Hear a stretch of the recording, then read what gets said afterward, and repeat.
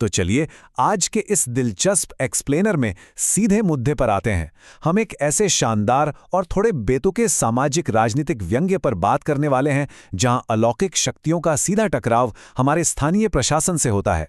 भूत आंदोलन की ये कहानी जितनी डरावनी है उससे कहीं ज्यादा हमारे सिस्टम पर एक करारा तमाचा है।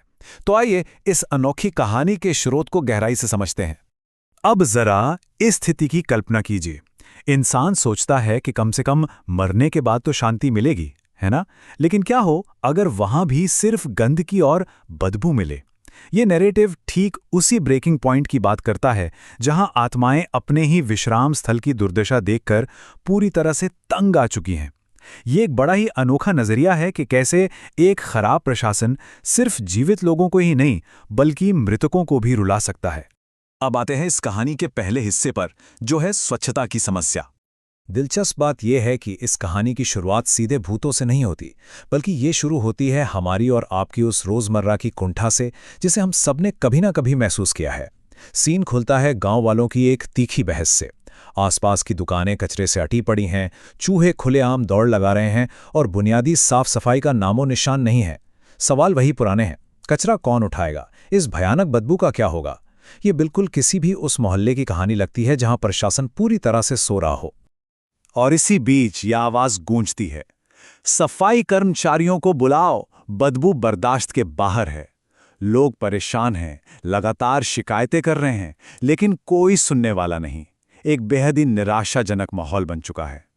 और ठीक इसी बिंदु पर आके कहानी में वो अलौकिक मोड़ आता है, क्योंकि जब इंसानों की गुहार कोई नहीं सुनता तो जाहिर है किसी और को तो मोर्चा संभालना ही पड़ेगा। तो यहां से शुरू होता है कहानी का दूसरा भाग, भूतों का विरोध प्रदर्शन। जैसे ही आम लोग अपनी बर्दाश्त की हद पार कर जाते हैं और हार मान लेते हैं, शुरुआत होती है भूत आंदोलन की। ये कोई मुहावरा नहीं है, बल्कि सचमुच का भूतों का विरोध प्रदर्शन है। अदृश्य हताश आत्माओं ने खुद सड़कों को ब्लॉक कर दिया है। सोचिए, लोग देख रहे हैं कि रास्ते बंद है, लेकिन कोई इंसान नजर नहीं आ रहा।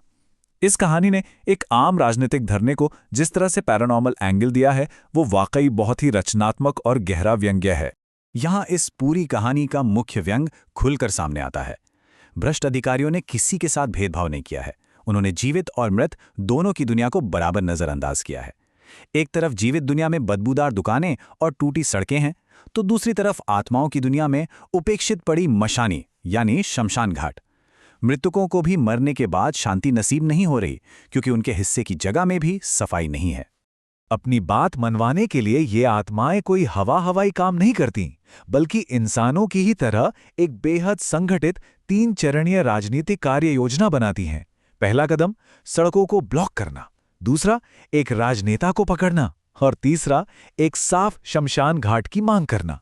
ये देखना काफी मजेदार है कि कैसे भूतों ने भी लोकतंत्र में विरोध जताने के बिल्कुल वही तरीके अपना लिए हैं जो हम इंसान इस्तेमाल करते हैं।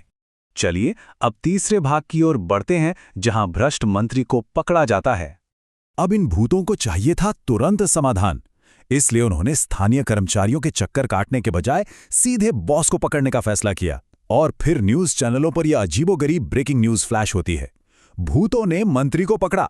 ये कल्पना करना भी हास्यास्पद है कि उस इलाके का सबसे ताकतवर मंत्री अब किसी और का नहीं बल्कि अलौकिक शक्तियों का बंधक बन चुका है। पूरे इलाके में खलबली मच जाती है। इस बिंदु पर आके ये व्यंग्य अपने चरम पर पहुंच जाता है। एक ऐसा बाहुबली राजनेता जो हमेशा चुनाव जीतने के लिए अपने गुंडों और शारीरिक बल के भरोसे रहता है, वो अब अदृश्य शक्तियों के सामने बिल्कुल लाचार है। उसका सारा फुल प्रोटेक्शन और वीआईपी रुतबा इन आत्माओं के आगे धरे का धरा रह जाता है। ये असल में उन सत्ताधारियों के अहंकार पर एक बहुत सीधा और करारा प्रहार है। और अब आता है कहानी का चौथा हिस्सा, मृतकों की मांगें। तो अब मंत्री जी पूरी तरह से घिर चुके हैं, सुरक्षा गार्ड्स किसी काम के नहीं। ऐसे में भूत उनके सामने अपनी कुछ अभूतपूर्व मांगें रखते हैं। राजनीतिक गुंडागर्दी बंद करना, स्थानीय इलाके का विकास करना, शमशान घाट की सफाई करना और सबसे दिलचस्प एक 5 स्टार मशानी बनाना। उनकी मांगें आम भ्रष्टाचार विरोधी बातों से शुरू होकर एक लग्जरी विश्राम स्थल की अजीबोगरीब मांग तक जाती हैं। मतलब उन्हें विकास तो चाहिए ही, लेकिन साथ में थोड़ा 5 स्टार वाला आराम भी चाहिए। इन आत्माओं की हताशा इस एक वाक्य में साफ छलकती है। अगर तुम जीवित दुनिया का विकास नहीं कर सकते तो कम से कम मशानी तो साफ करवा दो। इसका सीधा सा मतलब यह है कि अगर ये मंत्री जीवित लोगों की सेवा करने में नाकाम है तो कम से कम उस जमीन की तो इज्जत करे जहां पूर्वजों को अंतिम विदाई दी जाती है। हास्य के आवरण में लिपटा हुआ ये एक बेहद गहरा सामाजिक संदेश है। कहानी के अंतिम और 5वें भाग में हम देखते हैं एक भयानक अंतिम वचन। अब मंत्री जी के पास भागने का तो कोई रास्ता बचा नहीं है, तो अलौकिक क्रोध के सामने उन्हें झुकना ही पड़ता है और वो शर्तें मानने को तैयार हो जाते हैं। लेकिन यहां एक बहुत बड़ा सवाल खड़ा होता है, क्या एक कुख्यात और भ्रष्ट अधिकारी पर सच में अपना वादा निभाने का भरोसा किया जा सकता है? क्या वो आत्माओं को दिया गया वचन पूरा करेगा, तब भी जब उसकी खुद की जान दांव पर लगी हो? अपनी सारी सत्ता और घमंड के टूट जाने के बाद मंत्री पागलों की तरह भूतों की हर शर्त मान लेता है। वो शमशान घाट को साफ करने की कसम खाता है, और तो और वो ये भी वादा कर डालता है कि अगर जरूरत पड़ी तो वो खुद फावड़ा उठाएगा और खुद झाड़ू लगाएगा। सोचिए, एक ऐसा इंसान जिसने कभी अपनी उंगली तक नहीं उठाई, वो अब पूरी तरह से समर्पण कर चुका है। लेकिन ये आत्माएं भी कच्ची गोलियां नहीं खेली हैं। उनकी आखिरी चेतावनी बिल्कुल स्पष्ट और खौफनाक है। अगर तुमने ये वचन तोड़ा तो इसके परिणाम बहुत भयानक होंगे। ये इस बात को साफ कर देता है कि अब टूटे हुए राजनीतिक वादों की सजा बहुत कठोर होगी। अब मामला सिर्फ जनता के धरने प्रदर्शन का नहीं रहा, बल्कि सीधे परलोक के क्रोध का है, जिसका सामना उसे करना ही पड़ेगा। कहानी के अंत में जिस तरह से मृत्यु की सच्चाई का इस्तेमाल किया गया है वो वाकई शानदार है। जो सत्ताधारी खुद को कानून से ऊपर और अछूता मानते हैं, उन्हें जवाबदेह ठहराने के लिए शमशान घाट को ही अंतिम हथियार बना दिया गया है। लेकिन ये पूरा एक्सप्लेनर हमें एक बहुत ही कड़वे सच के साथ छोड़ जाता है। क्या हमारे सिस्टम में भ्रष्टाचार की जड़ें इतनी गहरी हो चुकी हैं कि अब न्याय की उम्मीद जीवित दुनिया से खत्म हो गई है? क्या सच में जवाबदेही तय करने के लिए हमें परलोक की शक्तियों के दखल का इंतजार करना पड़ेगा? इस पर जरूर सोचिएगा।